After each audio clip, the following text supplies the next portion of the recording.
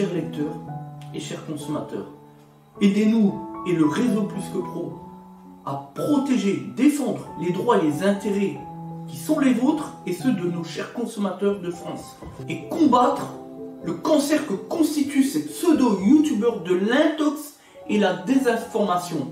Parce que nous on ne triche pas de calomnie, on dit la vérité.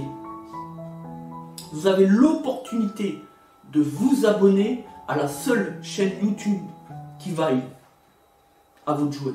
Merci de nous avoir donné votre confiance. Des Autotransact Talange, réseau Plus que Pro pour la défense du consommateur. On est sur une Citroën DS5. Donc là, on est quand même sur un beau véhicule avec le cuir intégral, etc. Donc là, on va simplement montrer pour la remise à zéro des informations de maintenance, vidange, révision constructeur. Donc là, on coupe. On a le petit bouton ici. Voilà, le petit bouton ici. Voilà, petit bouton qu'on retrouve ici. Les 3 zéros avec la petite clé. Donc on appuie avant de mettre le contact et on laisse le doigt dessus jusqu'à ce que le compte à rebours se termine. Tout simplement. Donc on appuie et de la même main on appuie. Donc on va retrouver ce genre de choses. On attend jusqu'à 0 tout simplement. On relâche tout, on coupe et on remet le contact et c'est terminé. Voilà, réalisation effectuée. On coupe, on remet le contact, on débraye et on démarre. Voilà. Plus d'informations service. Ici, plus de clé au niveau du petit 126 000 km, etc. Et maintenant, on va vérifier le reste. L'huile, puisqu'on a remplacé la jauge d'huile qui était cassée. C'est une petite jauge en plastique, c'est assez connu là-dessus. Et on a fait la vidange, évidemment, la révision constructeur. Voilà. Donc ici, le filtre à huile est juste en dessous là. C'est un peu délicat, c'est un peu chiant. Et voilà, donc c'est une petite coupole avec une douille de 27. Et ici vous avez donc la jauge, tout simplement on y va doucement. Parce que c'est extrêmement fragile. C'est pas partie en plastique là, qui finit toujours par casser. Quand le client prend et tire la jauge trop rapidement, tout simplement. Donc on vérifie et il en manque encore un tout petit peu. Un tout petit peu, puisqu'on n'est pas... il reste 3-4 mm au niveau du maxi. Voilà, parfait. Le niveau est tip top. On est bien sur le trait du maxi. Donc là, sur le véhicule, après l'accord express du client, donc on l'a contacté tout simplement, on lui a demandé au devoir de conseil, donc que les plaquettes, à savoir, étaient donc sur la ferraille quasiment. Regardez, on a quasiment plus de matière ici. Donc voilà, remplacement des plaquettes. Le client nous a donné son accord et qu'à partir de là qu'on peut effectivement remplacer les plaquettes de frein, même s'ils sont sur la ferraille, même si c'est usé, même s'il y a danger. La jurisprudence elle est parfaitement claire là-dessus. C'est donc la décision unanime des tribunaux sur l'accord express client. On ne fait pas de travaux, on lui fait signer une décharge, mais on ne fait pas des travaux sans son accord. Regardez la différence entre l'épaisseur qui reste et celle d'une plaquette neuve pour voir la différence. Donc voilà, on joue pas avec la sécurité. Donc quand on fait une révision, c'est notre devoir en tant que professionnel d'automobile de contrôler l'ensemble des éléments de sécurité. Voilà.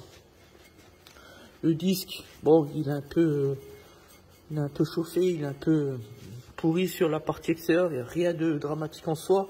On a aussi informé le client que voilà. Mais en termes de budget, on est sur un autre niveau. Puis comme c'est un véhicule qui va être repris par un professionnel, on lui a pas conseillé de ne pas le changer. On lui a simplement dit que voilà, il n'y a pas de, on pouvait le laisser en l'état. Ça n'allait pas engendrer de problème au niveau de la sécurité. Voilà. Par contre, les plaquettes de frein, ça très important. On est sur un problème d'usure. La matière, ça s'use. Et là, on est quasiment au bout, comme on vient de le dire. Donc ça, par contre, il faut le faire. Voilà. Voilà pour ce qui concerne le devoir de conseil inhérent à la fonction du professionnel d'automobile. Et surtout, dans le cadre du devoir de conseil, la demande d'accord. Toujours extrêmement important. Voilà. À la fin, c'est le client qui décide s'il veut changer ses plaquettes, s'il veut changer ses disques. C'est lui qui décide. Jamais le professionnel peut ordonner à un client de faire quoi que ce soit dans l'automobile. Ça n'existe pas. Même comme on l'a dit dans le cadre de la sécurité du véhicule, même si on a des freins sur la ferraille, même si on a un client qui peut potentiellement se tuer juste en sortant du garage, à partir du moment où le client n'est pas d'accord, on ne fait pas de travaux. Par contre, évidemment, notre responsabilité, on l'a dit tout à l'heure, c'est de lui faire signer une décharge. Voilà. Soit une mention manuscrite sur la facture à réaliser en double exemplaire, bien évidemment, pour le domaine de la preuve, soit dans un document encadré légalement par la législation, tout simplement. Voilà, enfin, peu importe, l'un ou l'autre. Voilà, à partir du moment où vous avez une trace écrite, ça vaut preuve devant n'importe quelle juridiction française, civile et pénale, tout simplement.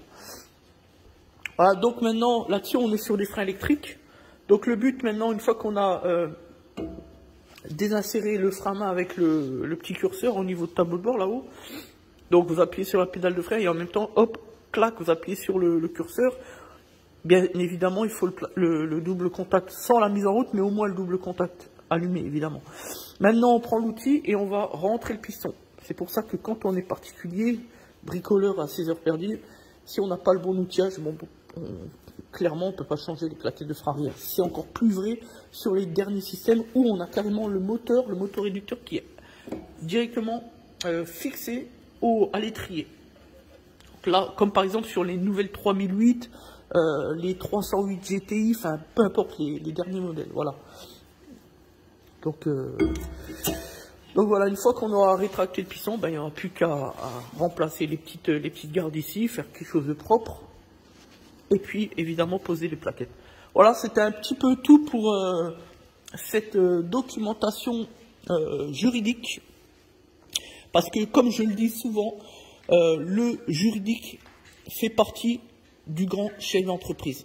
Quand on est un grand chef d'entreprise, on doit être formé juridiquement parlant. Le problème en France, c'est que très peu d'entrepreneurs sont formés au droit. Parce que on pense que quand on veut ouvrir une entreprise, qu'il y a juste à être bon dans son métier. Sauf que ça vaut pour un salarié lambda, traditionnel, mais ce n'est pas forcément vrai pour un chef d'entreprise. Puisque le chef d'entreprise, lui, doit maîtriser les droits et les intérêts de ses propres clients et des consommateurs plus en général. Donc, un grand chef d'entreprise doit être formé sur le plan juridique. Voilà. C'est ça la différence.